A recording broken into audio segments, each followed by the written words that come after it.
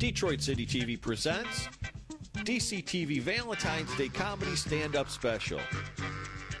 I am your host, Tommy Morris, and tonight's guest, David Marquez, Tanya Murray, and featuring marvelous Marv Veach. Live from Carbon Showroom inside of Dooley's, on with the show.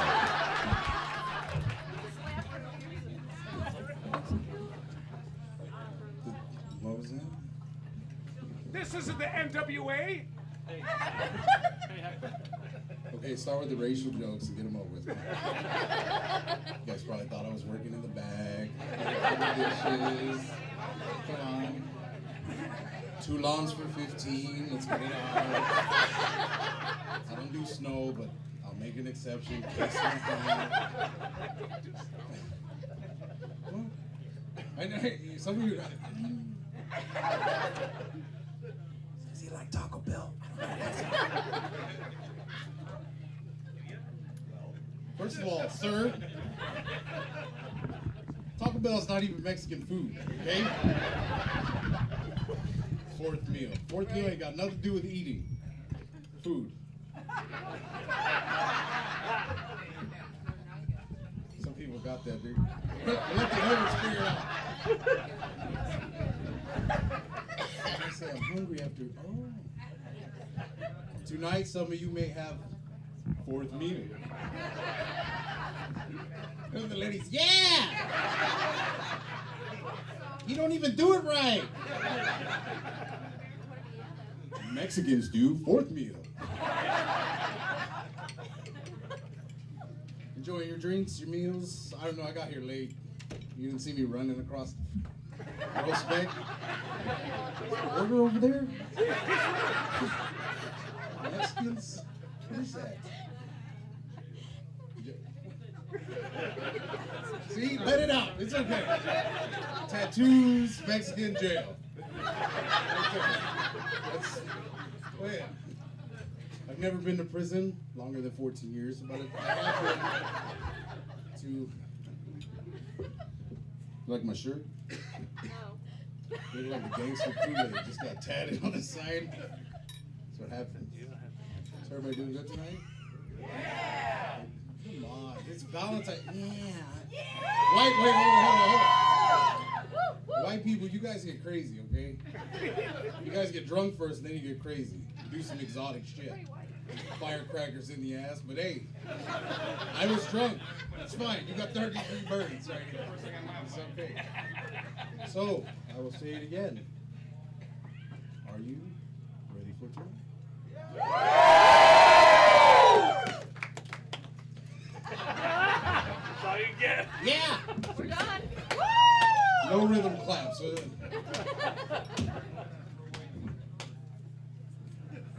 you guys do too. Everything you with white people is fuck. Hey. I just cut my grass. Fuck yeah. What? Calm down. Dora the Explorer? You know Dora? No thanks. Yeah, she's Mexican. That ain't right. I love her. I don't like that show. Forget man. Diego, I'll tell you too. why I don't like that show. Because that show is racial. Okay? Little Mexican girl running in the woods by herself. With a monkey with boots on. The monkey by itself is a whole different segment. But have you seen the map? And I know white people know what the map looks like. Because you guys use it on a regular basis and you call it for medicinal purposes. It's a rolling paper. Next time you watch Dora the Explorer, pick up a rolling paper with the dial of dice. I'm the mash. Let's go this way. The hill with the giant chicken. Where to fry that bitch? I got the munchies like a motherfucker. What else is going on in the world? Bother me. Sushi. What? Oh, the Olympics? Mexicans don't watch the Olympics. So I just told you I don't like the snow. You anything about the box? It's not gonna happen. The ski thing. We do that in prison. We're screwed. You know. That's fifth meal gone wrong. Nope. Oh, great. You guys watching the Olympics? You enjoying the Olympics? You waiting for the Summer Olympics? The Mexicans are win that shit. Track and field. What other events? I don't even know what events they have. We're gonna win them all. Fuck it. What are you competing in? All of them.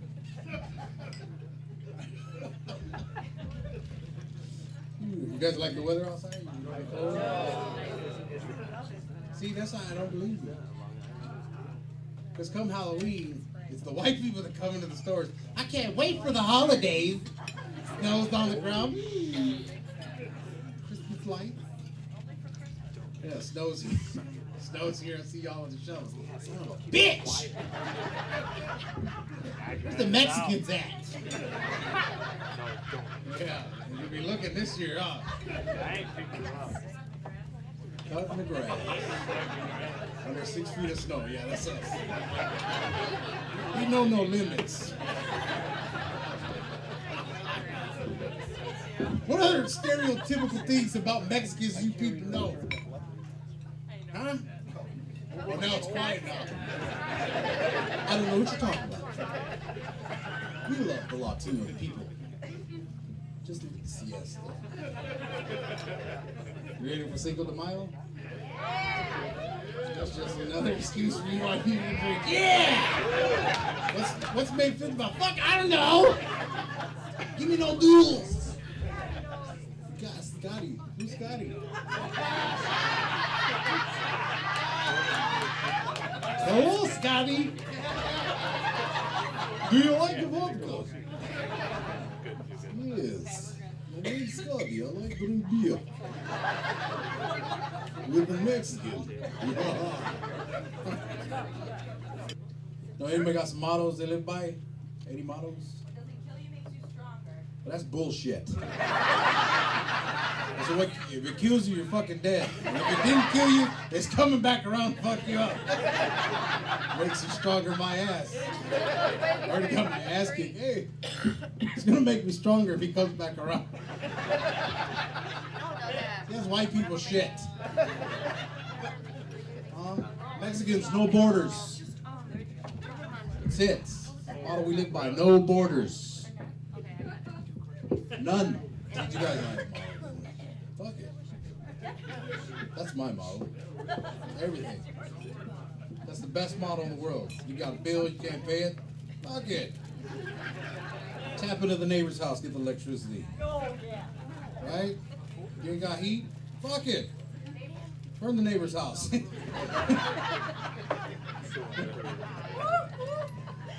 guys gonna try that when you get home? Wife, you can't get away with shit like that. You guys get caught.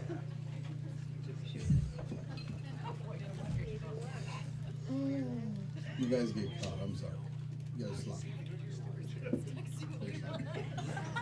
You guys want to talk about it. Sit in a powwow, tell your feelings. How you killed a man. Be on the news and shit. Blacks Instagram themselves from the address, holding a pound of weed, and wonder why they got fucking arrested. Hashtag big money. Wonder why they got arrested. The address is behind you, fuckhead. It's society. No, it's your fucking camera. You zoomed on the address, stupid shit. Society ain't got nothing to do with it. It's the megapixels. You wanted the better phone.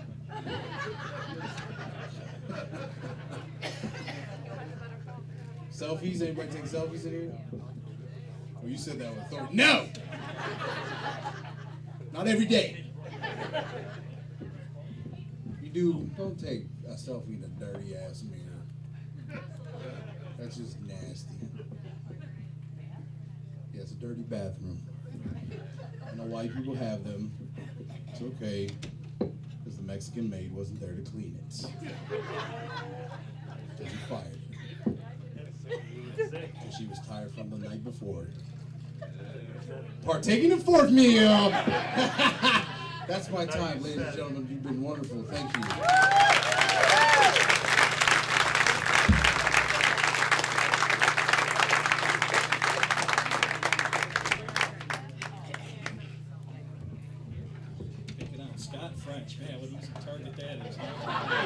Marquez, everybody. David Marquez. David will be here tomorrow night, and he may be here a few other nights. Saturday night, they have great fundraising events here at Carmen's Showroom inside of Dooley's Tavern. If you do have some kind of event, you want a comedy fundraiser, get in contact with the bar here. Jim Arnone is the head person to do that, and raise funds for any cause that you feel needed. Something to help Scott's French. Well, listen, hey, enjoy yourselves. We're going on a small intermission, and then coming up in about 10 minutes is going to be Tanya Murray. So, hey, DetroitCity.tv. Glad to see you out there tonight. We'll be right back. Don't go anywhere. Grab your favorite beverage with your Valentines on the couch. What better place to watch it except for here? Strangers in the night, exchanging glances, wandering in the night. What were the chances we'd be sharing love before the night was through? About myself, and I want to thank Tommy Morris for having me out tonight and DetroitCity.tv. Thank you so much. Appreciate it. And all my family all over the place watching right now because they won't ever come here to see me live, so whatever. But you guys are here, so that's all that matters to me is you guys. But I watch a lot of TV, and I saw a commercial recently for the first response pregnancy test, and it said, how would you like to know you're pregnant? The moment it happens. And I thought, well, that would sure ruin a good buzz. Right?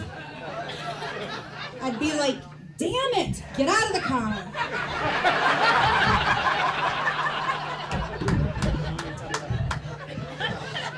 And take your buddy with you.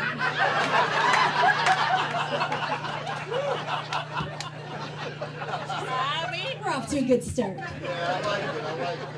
My cousin and his wife were talking about having another baby, but they weren't sure they really wanted to go through it a second time. So I offered, out of the kindness of my heart, to be their surrogate.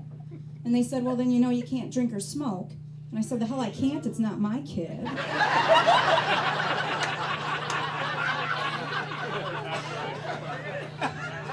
My mom, she called me around the holidays asking for stocking stuffer ideas. So I told her condoms. I can never have enough of those. Condoms are expensive for something you only use once. Or twice in a pinch. My mom wants grandkids really bad, so she said she was going to poke holes in all the condoms that she put in my stocking, which left me with no choice but to regift those.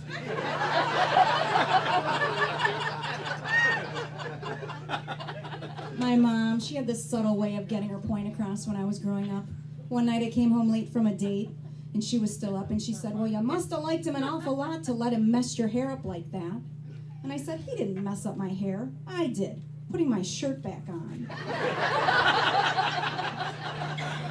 You know, you really got to watch out for that check-in feature on Facebook, though. That can get you into some trouble. I had this guy over, and he wanted to know why I wouldn't let him take his cell phone in the bedroom. And I said, because a while back, I had this guy over, and he thought it would be funny to check in from my bed. And when he did, it said 231 were here. Yeah, he didn't think it was funny. He was pissed. And I thought it was funny because obviously that's not an accurate count. They didn't have Facebook in the 90s. You know, I love these parents today, though. These parents that tell their kids, don't put too much personal information on social media.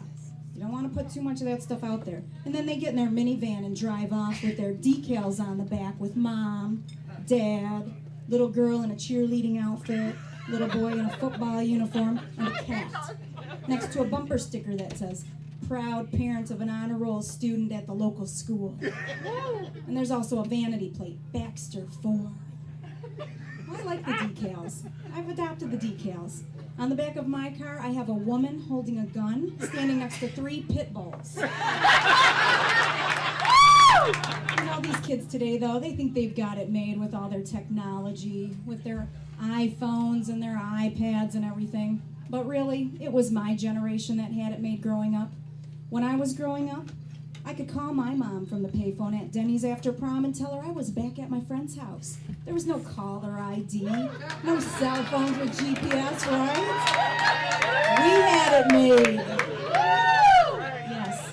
Back when I was a kid, it was perfectly harmless for two 10-year-old girls to play dress up in their mother's old nightgowns and makeup and then stand out on Jefferson waving to cars going by. The good old days, a time when it was completely acceptable for my mom to breastfeed my baby sister from the front seat of the car while we were doing 60 on the expressway. Semi-drivers would go by and honk. And because there was no internet when I was growing up, if I wanted to be lured to a hotel room by some creepy older dude, I actually had to get in my car and go cruise crash it. Those were the good old days. Well, I joke around a lot, as you can probably tell, and I'm sarcastic. And actually, from time to time, I even joke around after sex. But unfortunately, not all guys share in my sense of humor. You can believe that. I was in bed with this guy, and I said, on your way out, just leave the money on the dresser and send in the next guy.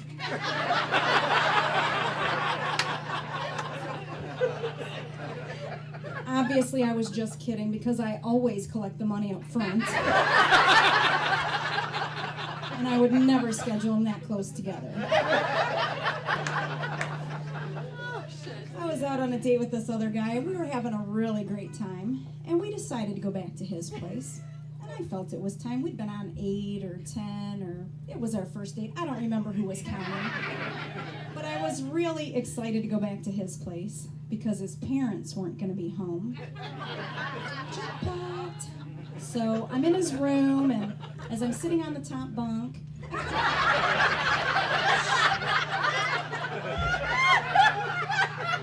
I couldn't help but notice there was a condom wrapper already in the garbage, and I was thinking, oh great, this guy's probably a player. It's probably a bad idea for me to be here. But then at second glance I realized it was a Magnum wrapper. You know what I'm talking about, don't you? Her mouth got about this big. Right on the money. Right on the money. Well, I was kind of stuck between a rock and a big dick, and now I had no choice but to stay. Now I was just curious. You know, the only thing more impressive than his big dick was the way his little brother stayed asleep on the bottom bunk the entire time.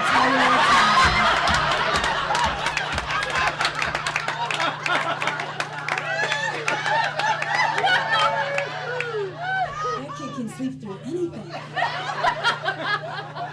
Well, after that date, I decided I wanted to keep seeing him. I thought he was a good catch.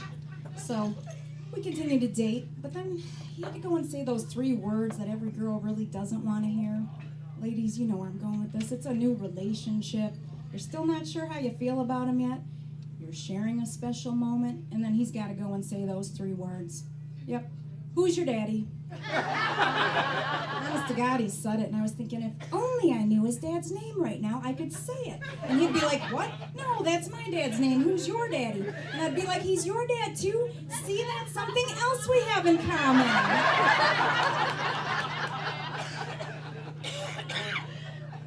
You know, the other thing that sucks is the online dating, because with the online dating, there's so much lying. Guys say all the women lie about their weight. Well, guys, you lie about your height. You do. Do guys lie about their height online? People know this. It's like, dude, I'm 5'2" and I'm wearing 4-inch heels. If I can look you square in the eyes, then you are not 6 feet tall. It's like, I don't want to be in bed with you and feel like if I get up on top of you, all 90 pounds of me, that I'm going to crack a rib or break something. That doesn't make me feel sexy. That makes me feel like a wrestler. Like now I'm supposed to throw your leg up over my shoulder and toss you off the bed. Nobody's going to enjoy that. That's not fun. Well, now I found a way to prove that they're lying. I took one of those carnival rulers. You know, the ones that say you got to be this tall to ride this ride. Put it right next to my bed. And now they come by and they're like, okay, baby, so maybe I'm not 6 feet tall, but I'm still apparently tall enough to ride this ride. And I'm still packing 6 inches. And then I just take off my 4-inch heel and hold it up. I'm like, really? Dude, really?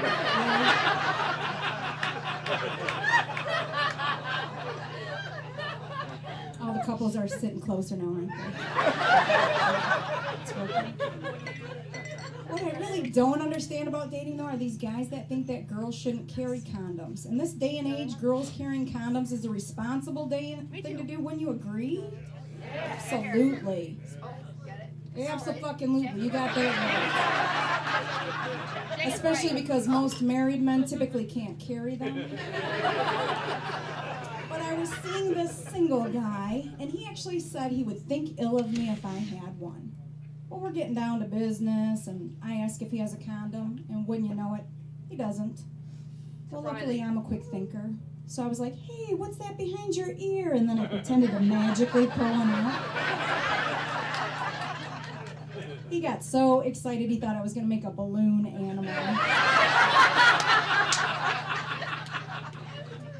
He now thinks I moonlight as a magician at kids' parties. And that's also how I explained the rabbit, so it worked out.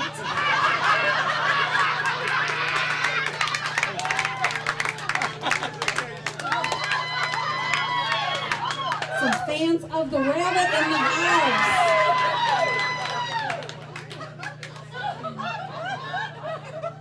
I'm going to keep going with this. All right, so here's a little segment I like to call Tanya's Truths. My first truth, guys, you have a selective memory. You can't remember our birthday.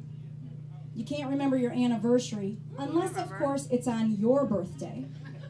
And you most definitely cannot remember to pick up milk on your way home from work. Yet you can remember every sports stat known to mankind. I don't understand this. I'm not just talking about the game yesterday. You can remember scores and stats from a game from 1998. I listen to men talk all day at work. Oh, you remember that 49ers-Packers game from 98? And the 49ers were trailing 27-23, and then Owens catches the pass for a 25-yard game-winning score with 3 seconds left on the clock. And it was the greatest day ever, and they won 30-27. And they were this number in the league now, and I was wearing my Lucky Boxers, and I had made nachos. And did you remember to pick up milk? Oh, shit.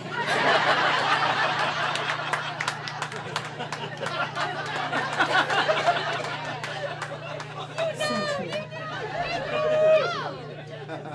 My second truth, when we're laying in bed after sex and you ask me what I'm thinking about, and I say, our wedding someday and the 3 kids we're going to have. It's really not what I'm thinking about at all. Actually, what I'm thinking is, what can I say that'll get this guy to leave here as quickly as possible so I can have the bed back to myself and get a good night's sleep? Abso-fucking-lutely. My third and final truth, if your dog eats a condom, oh, it will come out, all in one piece. And you'd better hope that it comes out in your yard and not when you're walking your dog and you decide to stop and chat with the neighbor.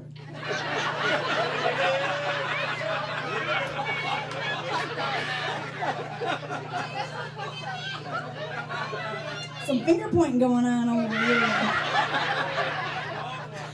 Dog walker, awesome. That's awesome. I was dating this one guy, and he actually said something to me that I thought was only a line used in movies. I didn't think anyone actually said it in real life, but he looked me in the eyes and he said, "You make me want to be a better man." And I was like, oh, that's the nicest thing anyone said to me ever. And then he said, so I can't see you anymore. I'm going to try to work things out with my wife. Really? Everything always falls into place for my sister.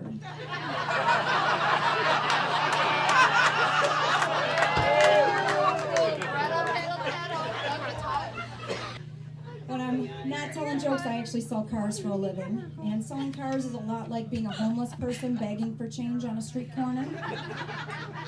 People won't make eye contact with you. Sometimes they even hold up their hand to stop you from approaching them. The only difference is in car sales, people tend to wait till you've spent 3 hours with them before they tell you they have no money. Mm-hmm. Yes, they do. And it's also a little bit like working at Wild Animal Kingdom.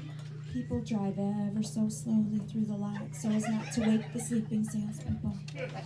And then when one approaches their car, the windows go up and they go flying out of the lot. You know, I have my own fantasy, though. My fantasy, it's not what you might think. You don't have to put down your dinner or anything. My fantasy is that I'm a hostess at a restaurant, and my doctor comes in and he's got reservations. And I make him wait 30 minutes before I seat him. And then I wait another 15 minutes before I send over a waitress. That's my fantasy. Well, when I'm not telling jokes and I'm not selling cars, I listen to the music in the Detroit scene. We got awesome, awesome music in Detroit, do we not? Fantastic music here. So I was out at a concert a while back with some girlfriends, and this guy came up to us. And guys, I get it. It takes some balls for a guy to approach 3 girls at the bar. But here's where he went wrong. He asked if we had dinner prior to the show. Honestly, this is the sign that he used. Fellas, in case you weren't aware, this is not the universal sign for having dinner. So I politely showed him this might have been more appropriate, and then he got all upset and said I was making it dirty, and that's not how he meant it. And then he gave me the universal sign for have a nice day as he walked away. So if you're in the bar parking lot, and you happen to see me having dinner in my car, just remember to wish me a happy birthday. Remember, people are in your life for a reason, a season, or material. I'm online at TanyaMurray.com. You guys have been a blast. Thanks again, Tommy. Have a great night.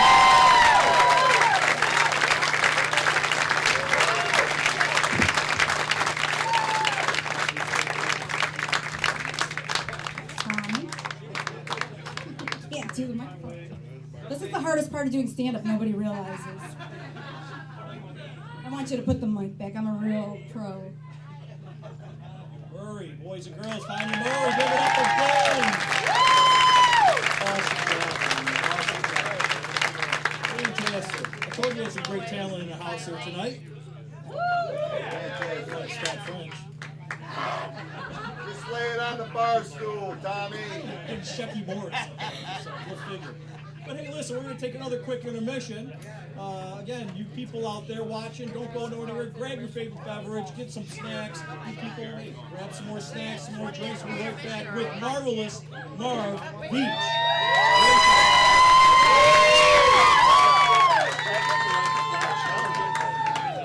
Tommy, just lay it on the bar stool. Okay. Talking about the microphone. Should be a comedian.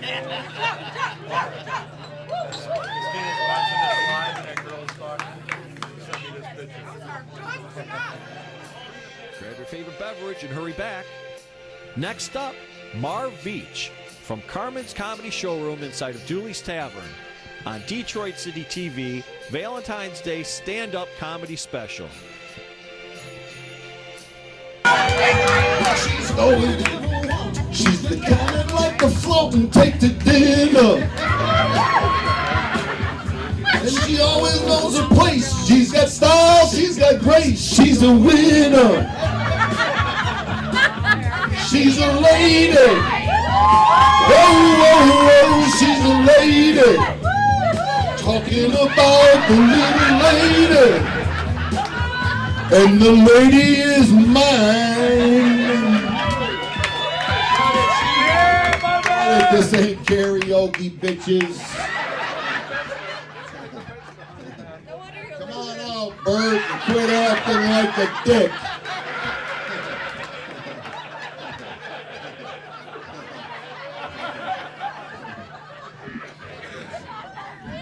You know, when you do a comedy gig for like 2 weeks, you don't sleep much. I lay in bed at night and I'm in my fucked up brain. I'm on stage and I see all you people here.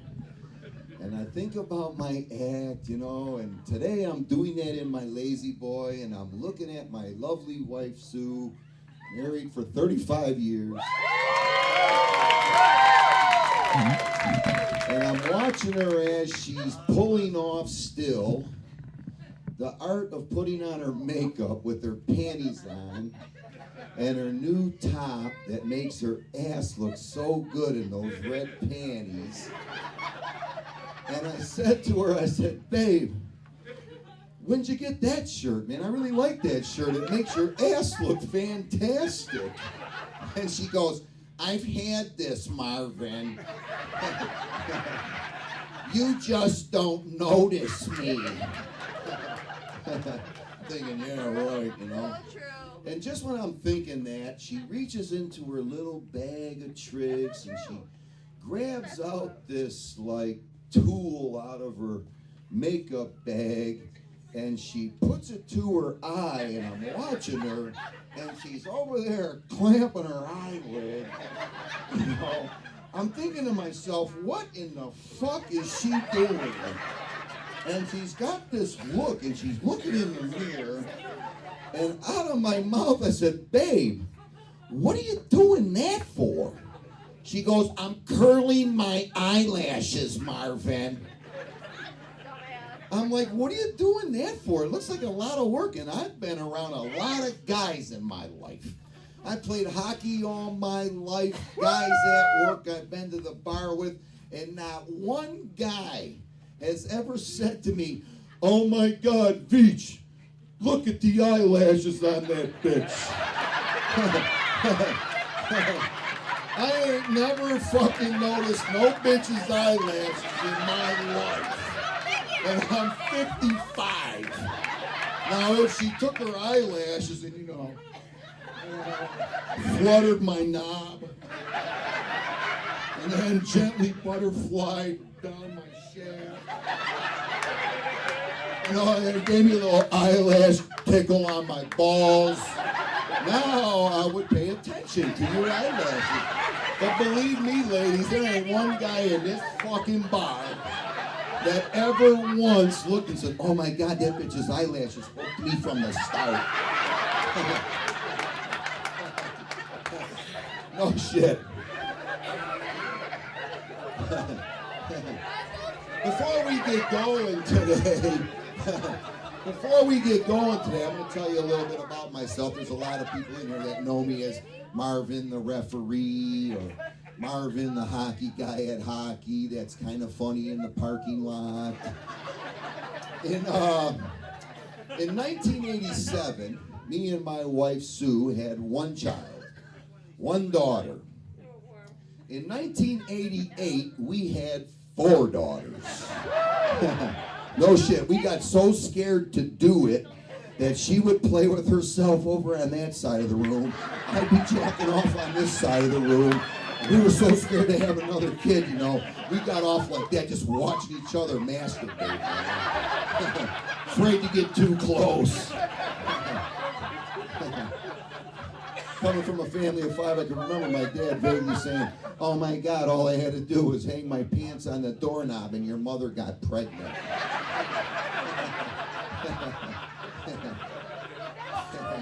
I know you're all wondering, 3 babies in 1 year, how the fuck did you do that? Well, I'll tell you. Being married for so long, and when you do have a lot of children, it's important to date. Keep dating your woman, and me and my wife would go away for 4 days, and we would take the little kids up to my mom and dad's house in Lewiston, and we would go to our little Lake Michigan lovers getaway, where you have breakfast and you hold hands after 6 weeks. After 6 weeks of our daughter Jillian being born, not being able to touch her vagina, trying not to get too excited. It's only been 4 weeks. You know, you can't do that. You're going to destroy my vagina. You know, that woman attitude right after they have a baby. I'll do it in my mouth a little, but not, I don't want to do that all the time shit. So I take my little Queenie, we'd get on our motorcycle and we'd drive to Lake Michigan, and I'd feed her breakfast and I'd hold her hand and we'd walk down the boardwalk, you know. I'd take her back to our little love nest that had a steam shower, a jacuzzi, a really romantic place that just reeked the words suck and fuck. You know what I mean? For 4 days. You know, I'd take her off the boardwalk, I'd bring her home, and I'd pour the pipe to her, man. Like a fucking caveman who hasn't had pussy in 6 weeks. Happy Valentine's, everybody. I was supposed to say that long ago. So then we'd have lunch and we'd go for a little motorcycle ride up the coast. And then I'd bring her back to the room and pour the pipe to her again, you know. Then we'd take a nap. I banged her solid for 4 days. So we go pick up our 2 little children, the 5-year-old and the new baby, and we go back home, you know. And about a month later, she says, man, I don't feel good, you know. And the first 2 children, when she wanted to have a baby, she'd go off the pill, and 3 months later, bam, she's pregnant like magic, you know. Really make you feel good, you know. So all of a sudden, man, we get home, and she goes, I don't feel good. I said, well, you just had a baby, you know, go to the doctor. So she goes to the doctor. I come home from work, you know, and she's downstairs crying. So I walk downstairs, and I'm like, babe, what are you doing? She's getting her maternity clothes out of the chest. What the fuck are you doing? She goes, I'm pregnant, asshole. I said, I thought you were back on the pill. She goes, I was. The doctor said that this happens sometimes right after you have a baby. And I'm thinking, oh my gosh. Well, they ended up being twins, and she carried them like 7 months. So from March to May, we got 3 the same age.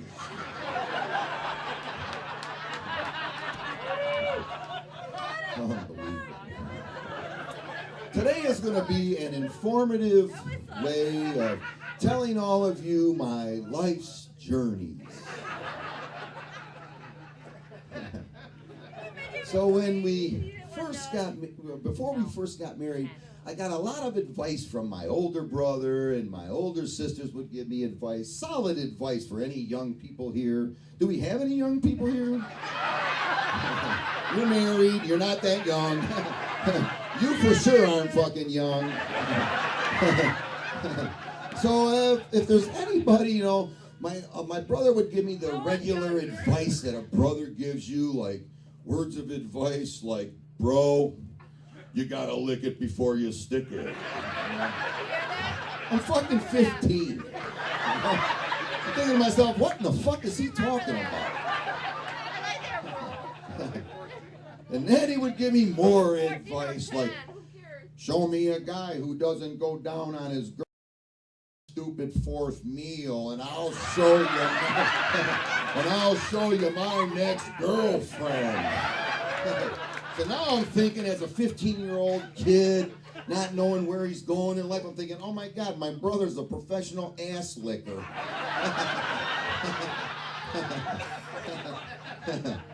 But my sister Gwen gave me some of the wisest words of advice that you can hear as a young man.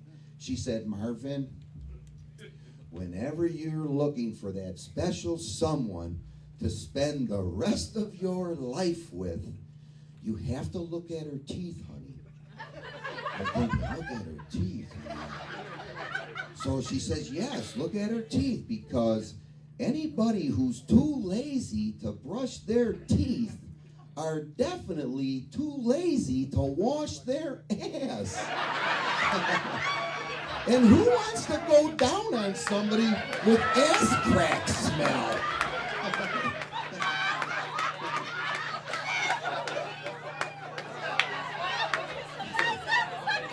So on the handlebars of her bike, I'm thinking, no shit.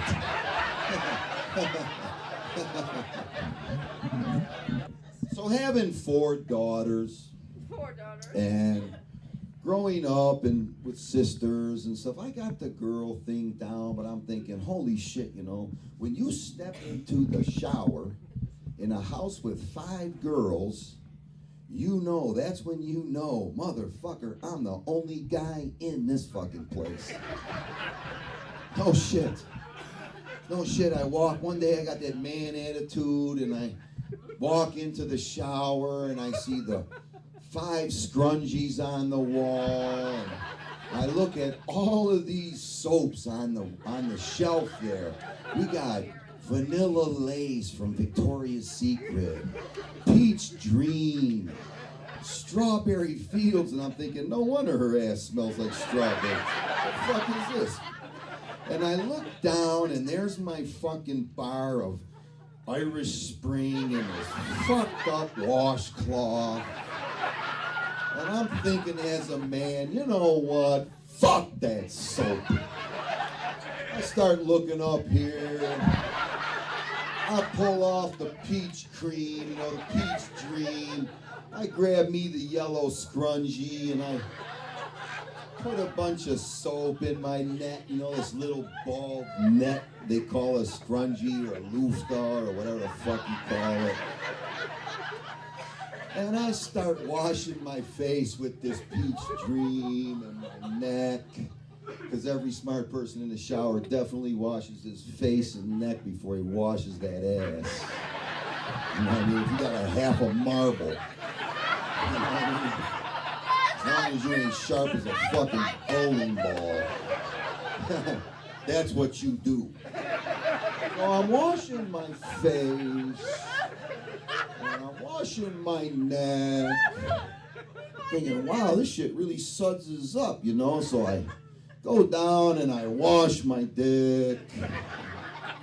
Oh yeah, I wash my balls deep. I wash my dick good. I wash my chest, my underarms. I'm loving this shit. I'm thinking, man, I can't believe I've used that fucked up soap and washcloth for 10 years. What an idiot. So I get down, I'm washing my legs, and I wash my dick again, because all guys, I'm not trying to be vulgar, but all guys wash their dick a lot. Am I lying, John? Fuck no. John's the guy that can be hammered and you'll never know it. Fucker straight as an arrow, play hockey like a motherfucker, drink a fifth of rum.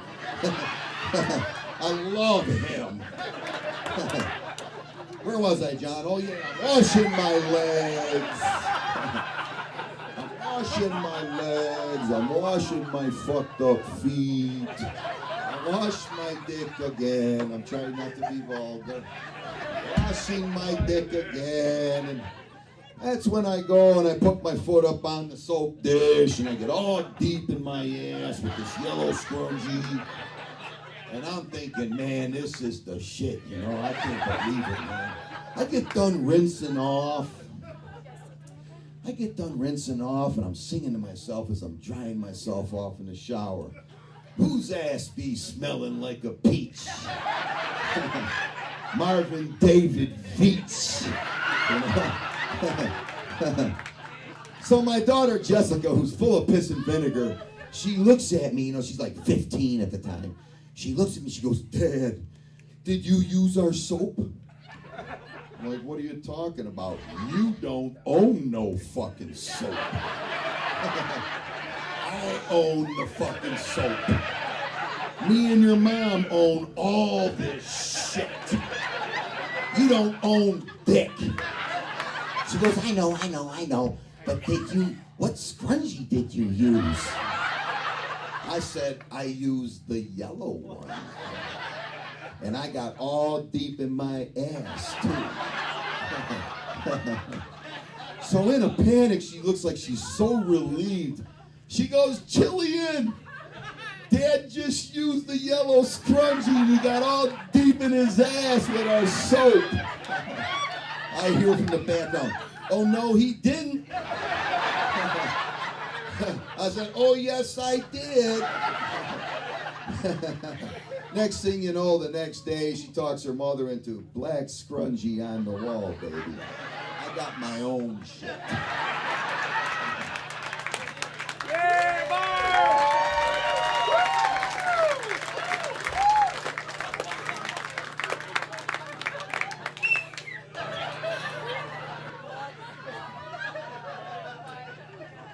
You know, it's funny, you know, nobody loves you like a mother. This is the first comedy act I've done where my 87-year-old mother isn't sitting right there. God bless her. God bless her. And before she died, she looked at me in that state of like lunacy where they're in, when they're in that hospice stuff, and she looks at me out of the blue, and she says, you can say the F word as much as you like, Marvin.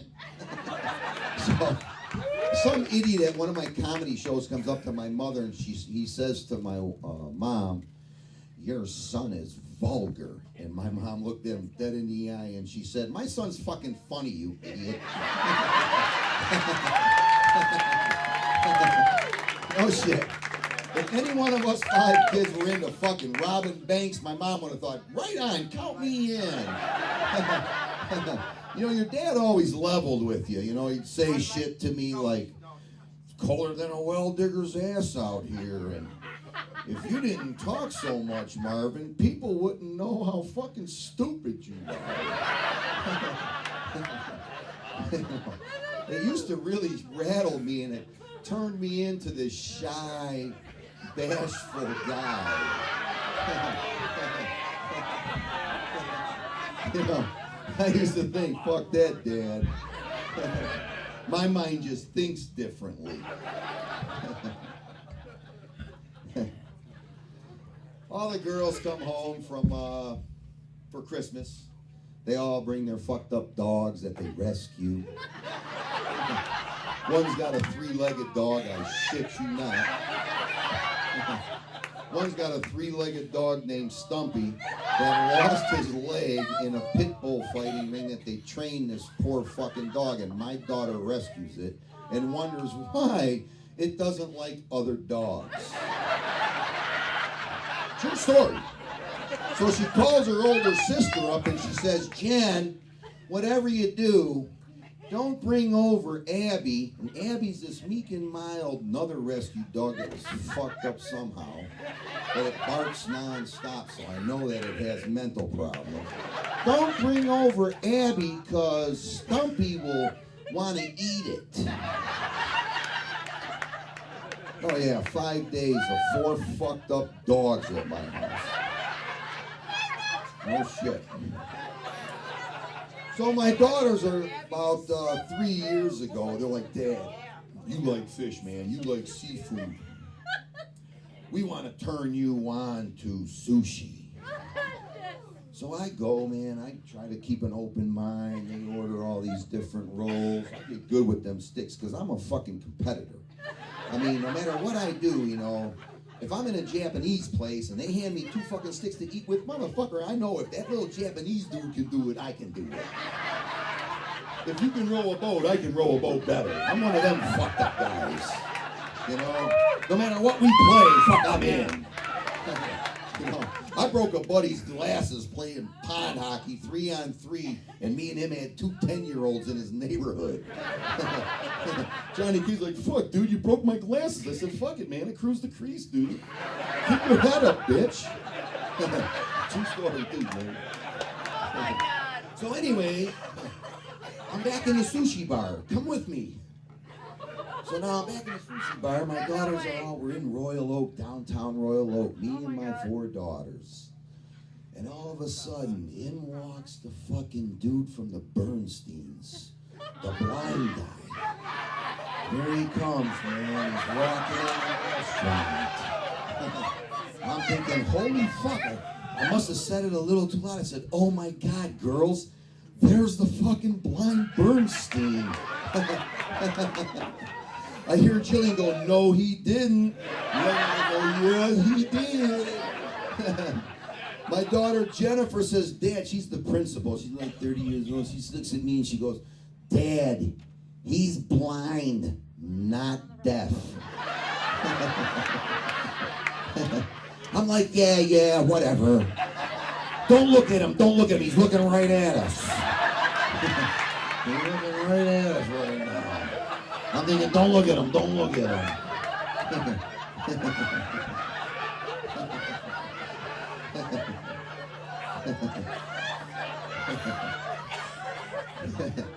So we know we eat our sushi. We have a lovely day. My wife hates fucking sushi, so she didn't go. It's not often you get quiet time with your girls. So we get done eating sushi and we go back to the house, and 3 of the girls haven't seen that Silver Lining Playbook movie, which I thought was an excellent movie. Did you even see it? Great movie. Great movie. So we're watching Silver Lining Playbook, and my daughter Jillian, who has seen the movie, is looking at me, and I know all my girls are too educated. they psychoanalyze me and they try to figure out what the fuck's wrong with Dad. Why is he so different? Why did Grandpa say, well, he's not like the other children. He's always been like that. So she looks at me and she says to me, Dad, why do you find humor in trying to make your eyes look like the blind guy? How come on the way home from the restaurant you kept asking us, girls, does this look like a blind guy? Do I look like the blind Bernstein? Because I think I can do something in my act about this. She goes, why do you find humor in that? I said, Jill, cut the psychobabble stuff, Jillian. I am who I am, and my mind thinks differently. I said, like right away when I saw that Mark Bernstein guy looking at us with them fucked up eyes, I thought to myself, how does that guy know he's done wiping his ass?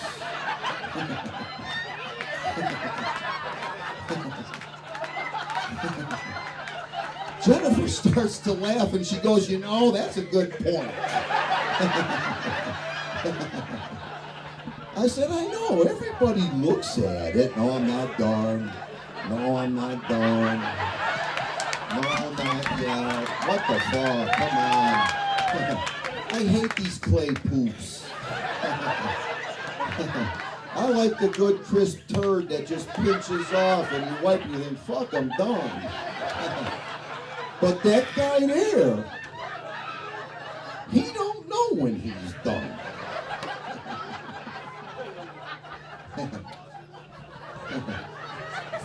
So I'm taking, I go with my buddy and his 3 boys, and we do a guy thing with his boys. My buddy's special.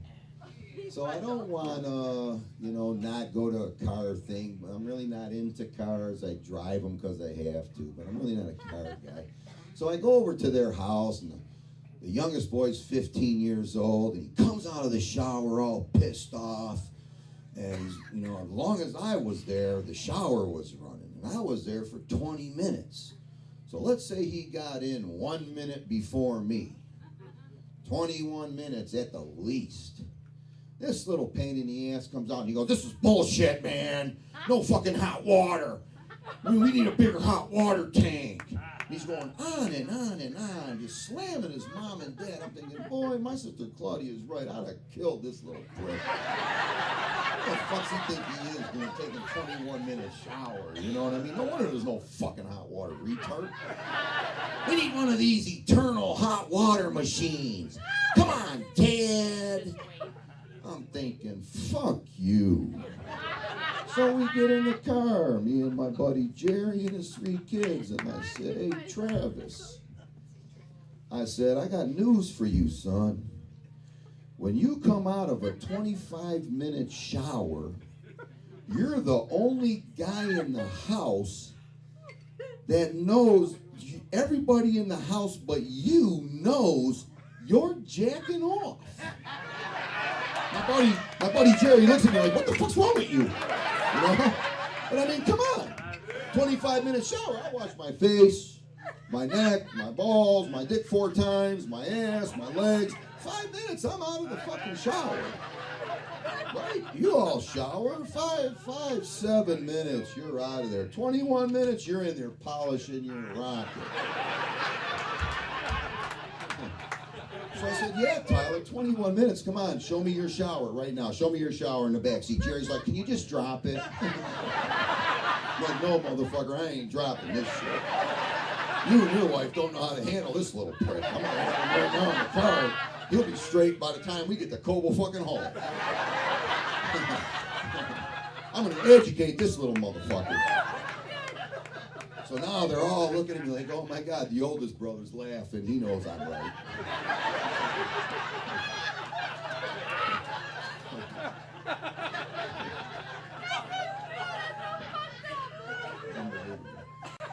Anybody been watching the Olympics? Sochi! Cheer for the Olympics. Sochi! Sochi looks beautiful. USA! Warmer than you thought, you know what I mean? Me and my wife are laying in bed. We like to watch TV together. We get in our position in the front room. We'll watch it, turn on our 60-inch HD TV, super Panasonic plasma. I mean, you see everything on these TVs today. Am I right?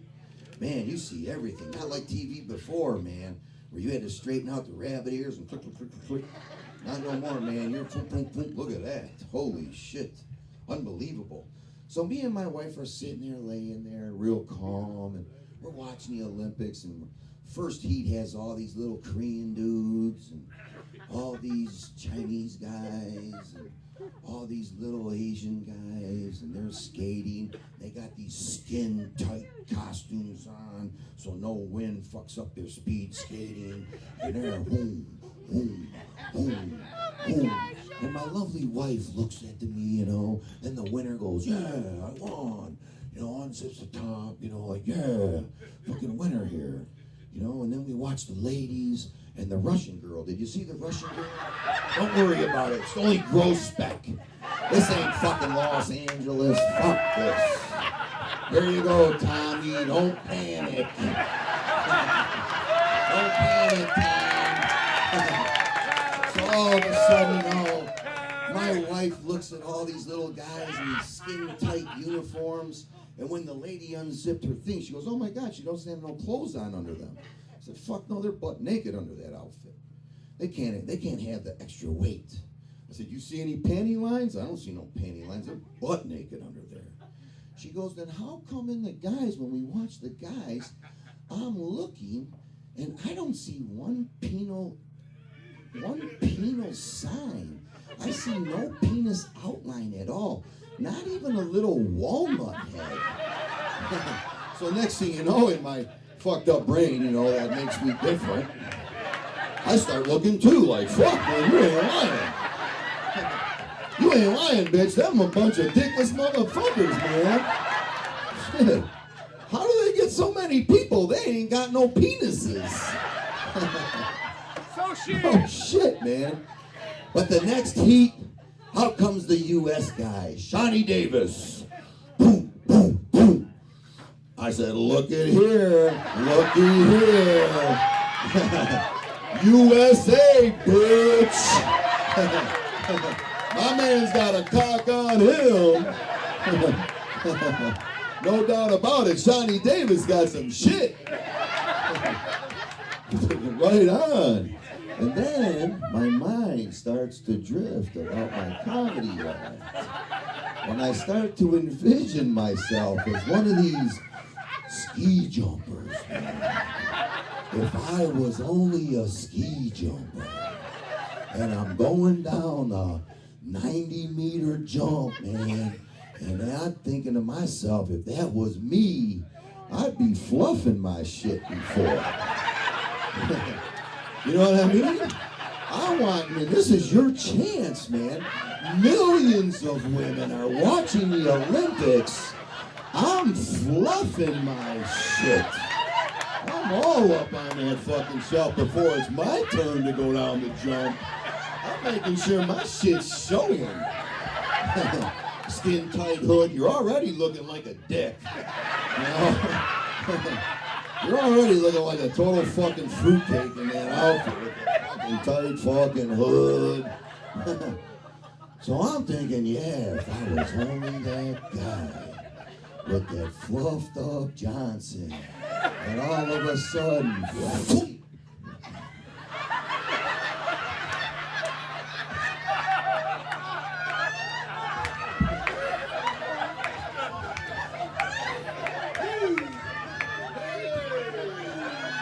motherfucker, 150 meters, and did you see the dick on that guy?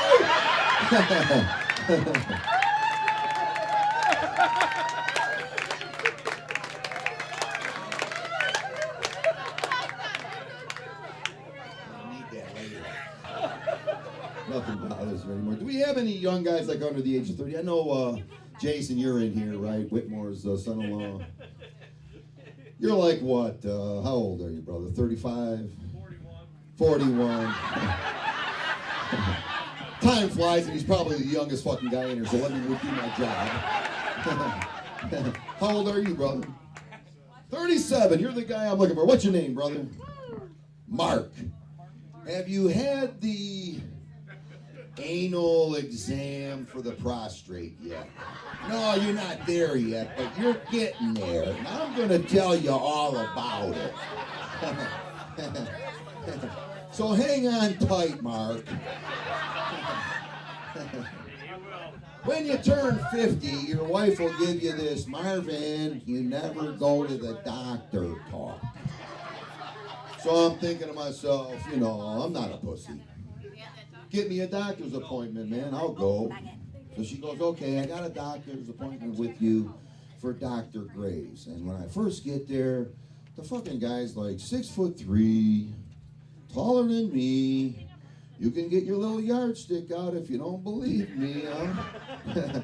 So he comes into the room telling me how this is just as bad for him as it is for me, which is a lot of bullshit. You put on this fucked up gown with no back on it, and Dr. Strangelove walks into the room and breaks out the fucking KY jelly. I swear to you, it's KY jelly. Slaps on the plastic glove, and he bends you over the table, and you get like this, Mark.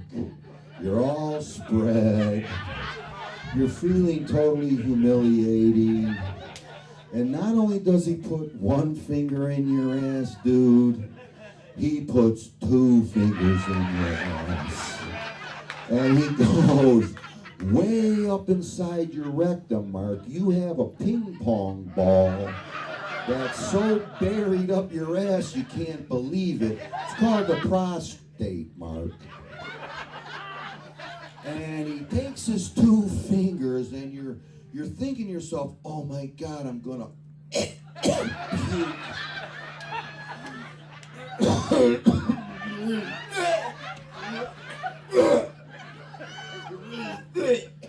really getting sick, Mark. You're thinking, oh my God, this is horrible. And he goes all around that little ping pong ball, and now it feels like you're gonna poop on it. And I'm thinking, oh my God, I'm gonna shit, Doc. And he says, don't worry, it's a natural reaction. You're not gonna poop on me. And he pulls his fingers out and he goes, wow, I didn't feel no bumps. Hang on, Tom, we're almost there. Now I've hit the big time at Carmen's Showroom inside Dooley's on Grossbed. Fucking A. Fucking A. I'm scatterbrained, Mark. Oh, yeah. No, I'm not talking about the Olympics. Bullshit, I know right where the fuck I'm at. Yeah, so now I'm back on my feet, though. I'm back on my feet. I'm in my car feeling totally humiliated. And I'm driving my car home down 23 Mile Road feeling totally dejected, like some prison bitch. And I'm thinking, oh my God, and I still got that jelly up my ass. I just want to get home to the power blaster and just power blast my bunghole for 5 minutes, no more than 5 minutes, because I don't want to get an erection. I'm 50, don't forget. Things don't work like they do for you now, motherfucker. So then, Mark, back to the story. Quit throwing me off. Tommy, how am I doing? Fuck Tommy. So, okay, so back to the Dr. Strangelove, Mark. Remember he had his fingers all up your ass and you got a ping pong ball stuck up your rectum way up top? Okay, back to him. I'm in my car feeling totally dejected and humiliated and like a prison bitch. Remember all that? Okay, so now, ding, my fucked up mind comes to my rescue. And on my way home, I'm thinking of solutions for this problem. And listen and pay attention carefully. There's many doctors. There's many doctors. So I look in my little doctor book with all my health coverage, what doctors I can get. And bang, I see her. Sari Malik. Oh my gosh, I could have an Arab woman finger my ass. Those poor women who can get stoned because the drunk husband and his 3 fucked up buddies can say, yeah, she fucked my buddy, and they can stone her in the street. How fucked up are them people? Fuck that. So I'm thinking, man, this is the girl that's gonna finger me next. When I'm 51, I'm going to see Sari Malik. And I'm going to go check her out before she gets to finger me in the ass. I want to make sure she's little, skinny, fingered, petite. How much did you weigh, Tanya? 90 pounds. 90 pound Sari Malik. That's who I want to check my fucking ping pong ball. So I come home with this brilliant idea.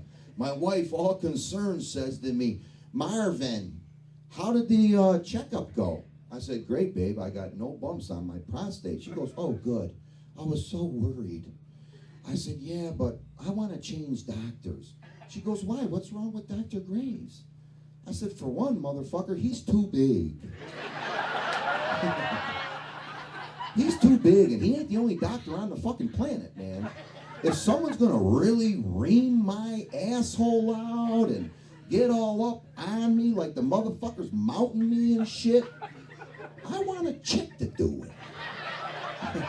She goes, oh my God, Marvin, you are so stupid sometimes. I said, not at all, man. I think you're the stupid one. You're the one that has the 5'1" big giant mole on his cheek, Dr. Bob Nagari, checking out your pussy. It's not my problem. You could have anybody you want. You just gotta look through this fucking book, bitch. You know, who's the guy you love, babe? Hugh Jackman. Oh yeah, she loves Hugh Jackman. The family, we play these games where you gotta guess, you know, the famous person.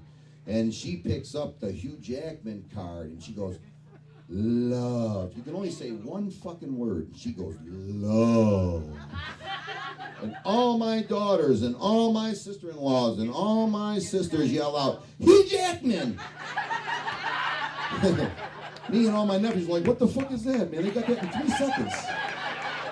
And I'm thinking, oh my God, I'm the only guy that doesn't know her fucking fantasy boyfriend with her fucking rabbit, Tanya. It's fucking Hugh Jackman. Oh my God, Hugh. I said, you're the one who has Dr. Bob Nagari, you know, you're sitting all up on the chair with your legs all out, and you got a 5'1" fucking guy from India scoping your gash. You're the stupid one. You might as well pick out a cute guy.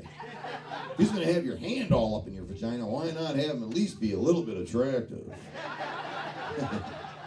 So sure enough, brother, for the last 4 years, me and Sadi are tight, man. Hell yeah, bro. I get all over on the chair and I'm like, oh yeah, go ahead. Go ahead, do me now. Do me now, do me now. Deeper. Deeper. She's like, I can't reach. Push, push, push.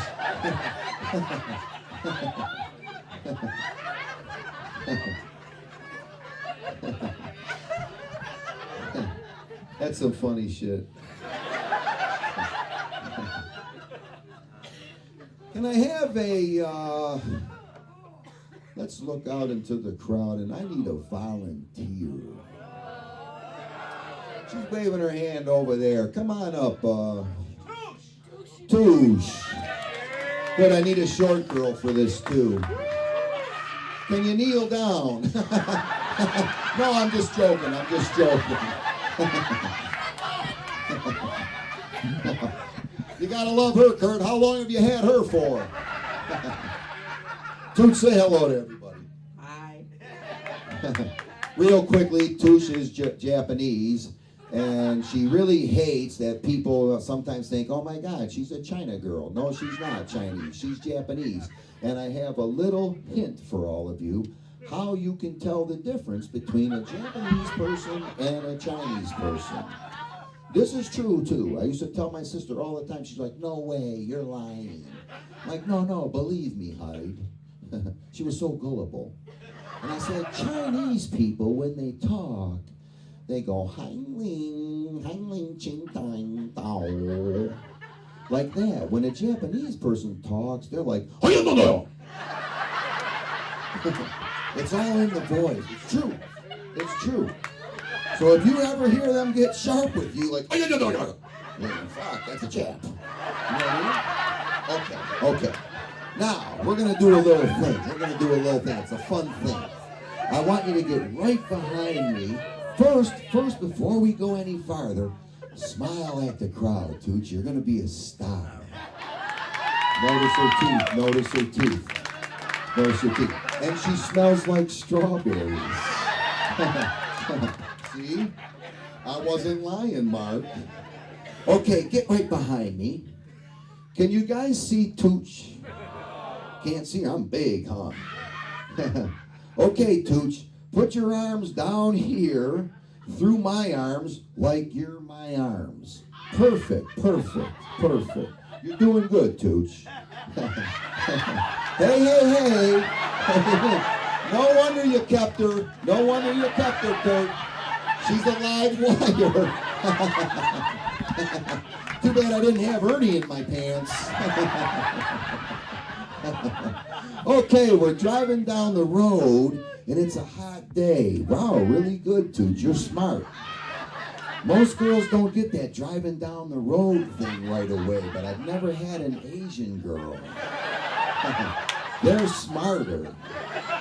Way to go, Toochie. We're driving down the road, and we kind of want some music. It's kind of boring in here, and beautiful, Tooch. You're doing great. You're driving good, baby. You're driving good. We're driving down the road, and now we got some tunes going on, and it's getting kind of hot in here, and we want to roll down the window. Kurt, what kind of car you got? A 1983 Gremlin? This bitch is rolling down the window. It's like this, Tooch. You just push the fucking button. It goes over here like this, man. Oh my God. Buy this bitch a car, Kurt. Rigger, please. Now, Tom, how we doing? How long have I been up here, Tommy? Well, more than you're getting paid for. Huh? Fuck, I'm not done yet, man. Who wants to go home? All right, we got more stories. So all of a sudden, when life gets you down, and you're older, I got news for you, Mark. All you got to do is go get the milk. Go to the store and get the milk that your wife's going to send you for. Get some bread. And go to Walmart, motherfucker. You're going to feel real good about yourself in about 25 minutes, man. You're going to walk. I walked in Walmart one day, and I'm down like the third aisle looking for bread, and I'm looking around, and I'm thinking, fuck, I'm good looking. I'm the best looking fucking guy in this fucked up store. Look at all these idiots. Just when I think I've seen it all, I turn the bread counter. I turn down the bread aisle, and there's two midgets, married, a short girl and a little dude. And I'm thinking, oh my God, man, I don't think I smoked a bowl before I came here. But oh my God, I think there's two midgets in this aisle. So I'm trying not to look at the fucking guy. I'm trying not to look at him or his fucked up ugly wife with them fucked up hands. And I'm looking at the bread, and I'm walking down the aisleway, I'm wiping my cart, and all of a sudden, wouldn't you know it, I bump into this little fucking guy. I thought, oh my God. And I hear this voice come out of this fucking 2'9" or whatever the fuck tall he was. He wasn't no bigger than that, I swear to you. And he says, I'm not happy. And then I got my bread in my hand and he took a step towards me. And I'm thinking now in my rational mind, not my fucked up mind. And I'm thinking in my rational mind, and I took a step backwards from a midget. I'm a badass, dude. So I take a step back and I get my bread like, I'll thump this motherfucker. I can't let a midget beat me up. What would my buddies think? You know, I got rep, dude. I'm representing. I can't let the midget beat me up. So he goes, I'm not happy. And I said, let me guess. Grumpy? True story. M59 in Gratiot. I said, let me guess, man. Grumpy? And his wife goes, come on, Gerald, he's an asshole. And I'm thinking, yeah, Gerald, move your fucking ass down the aisle, dude. I'm sorry for bumping you.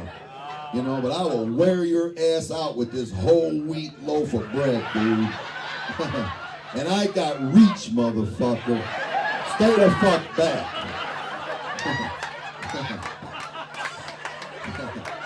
And just when I think I've seen it all at Walmart, I'm checking out, and I see this poor, what's the guy, the security guy? What's the guy that watches like the store so no one, he's like, the security guard. There you go. Good answer. The security guard's talking to this little cute little boy. And he looks like he's either like Italian or Arabic or something like that, you know. I know he's dark complected, dark hair. And the little boy's crying. He goes, I lost my mother. I lost my mom. I can't find my mom. And I hear the security guard say to him, well, what does your mother look like? And the little boy goes, I don't know. Get it? They got all the shit on their face. You know what? The fucking kid's seen a bitch's eyes for 4 years. How the fuck is he supposed to say how she looks? I don't know what she looks like. I'm thinking, oh my God, if no one claims them, I'll take them. I always wanted a boy.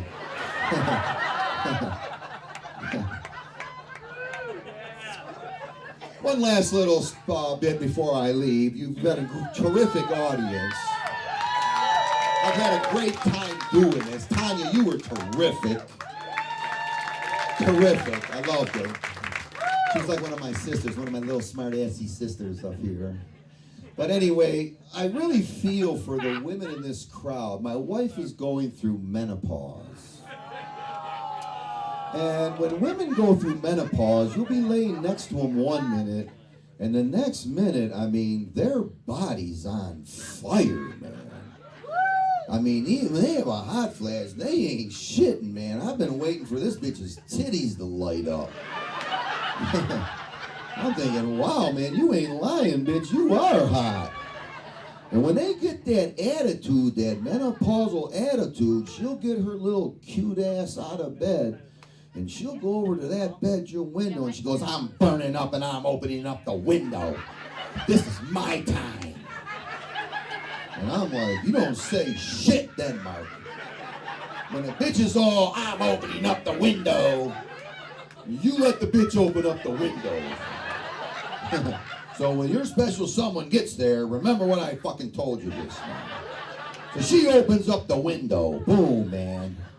So now you're laying there, you're thinking, oh my God, is she going to flip out? Is she going to turn into this fucking other woman, you know? And now you fall back to sleep together. Everything is nice. Everything is cozy. Now you wake up at 4:30 in the morning and you lay in bed, you just go. And now you're thinking, fuck me, I can see my breath, man. You think to yourself, fuck, I'm in a tent in the backyard. Oh my God, we're sleeping in the garage. The crazy bitch moved our bed to the fucking garage. holy shit, is it cold in here?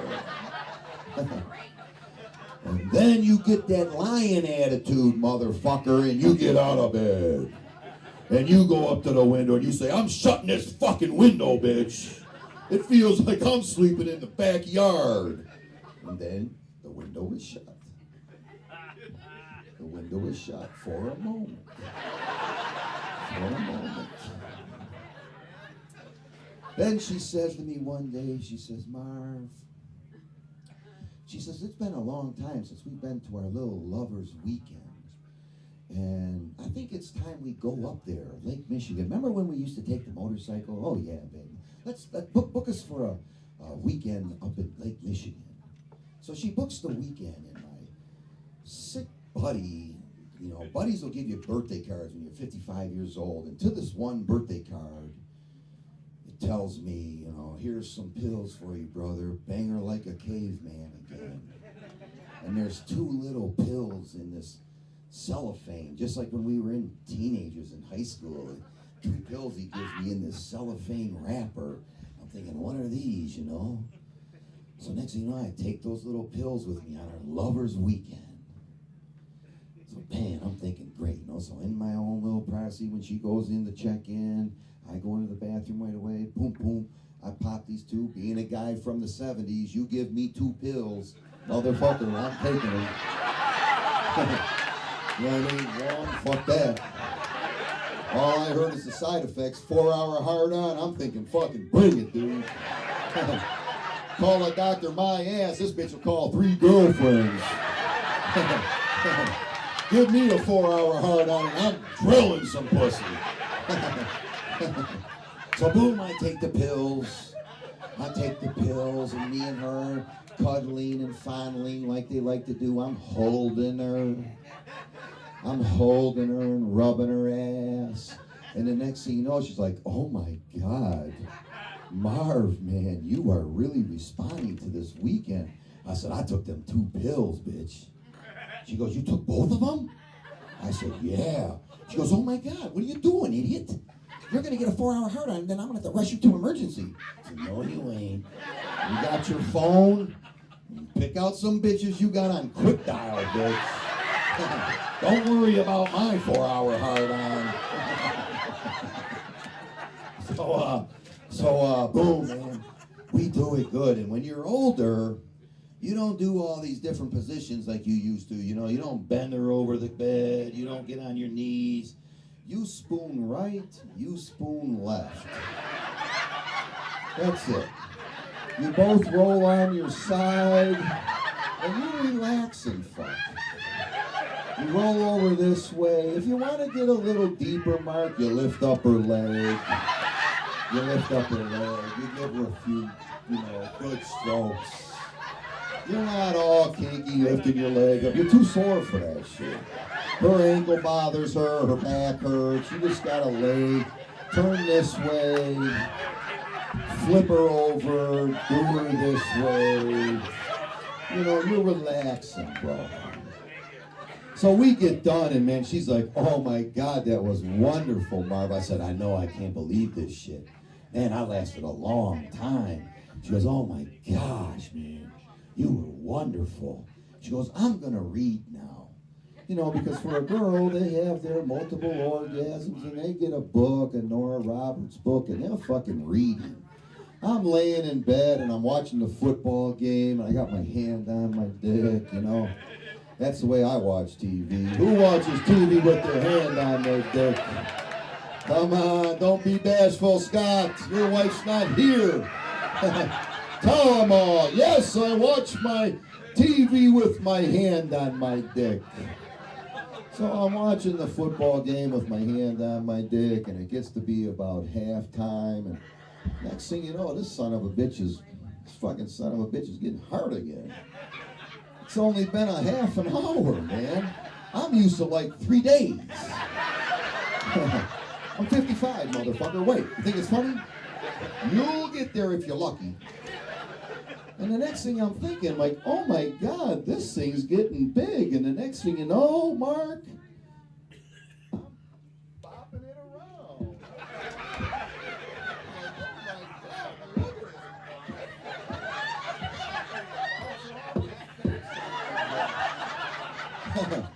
So she looks over at me in the middle of her book and she says, "What are you doing?"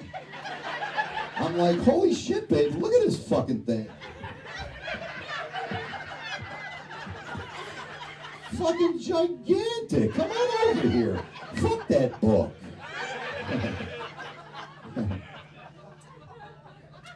I want to make sure that I haven't forgot anything. So hang on a second. I know this is unprofessional, but fuck that. I'm old, and I ain't done this shit in about 2 years. Hey, can someone turn the heat up in here? Holy shit.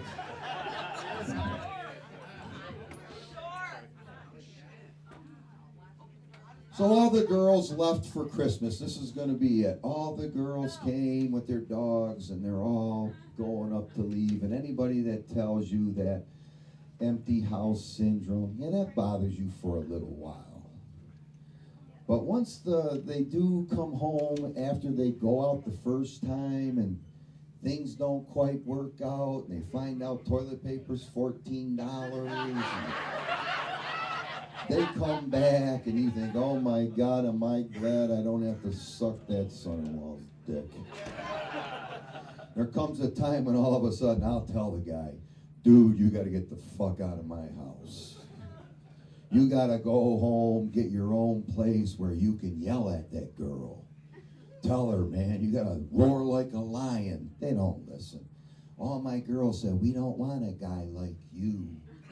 So now they got all these soft-spoken guys that they get pissed at. And I'm like, "Yeah, see." So they're all leaving for the fucking going back down to Georgia. And me and my wife are like, "Oh my God, am I glad the drama's gone." She's like, "Oh yeah, me too. Isn't it nice?" I said, "Yeah, we get to leave the bathroom door open now and watch TV while we're taking our morning dump. We can watch Good Morning America. You don't have to close the door. We got our palace to ourselves." And just when they all drove away, you know, and it's been about an hour, holy shit, we hear a knock at the door at 9 in the morning. I go to the back door and I open up the door about that much. I'm like, "Yeah, what do you want?" "No, you gotta go back to Georgia. I'll get your jewelry. Don't worry about it. Go get her jewelry. Here you go. Drive safe. See you later." If I was younger, that empty house syndrome, I would do backflips on my front fucking lawn. People, it's been great. I'm glad you all came out here. It's been wonderful. It was a pleasure. Let's hear it for the young comedians. Tip your wait staff. It's been a blast.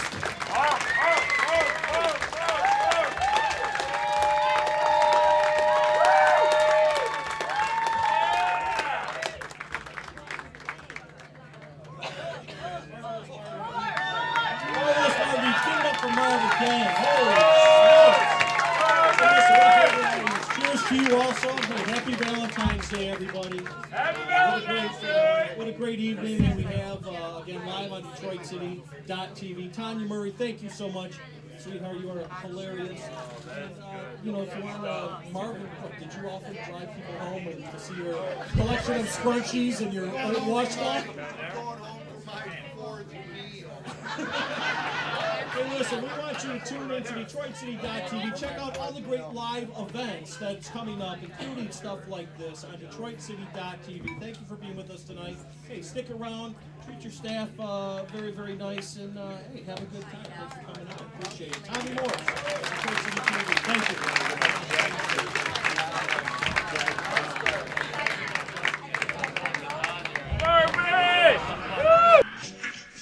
That Money Shot presentation brought to you by Detroit City Production Company. Squeal like a pig. Squeal like a pig. Ha ha ha ha ha.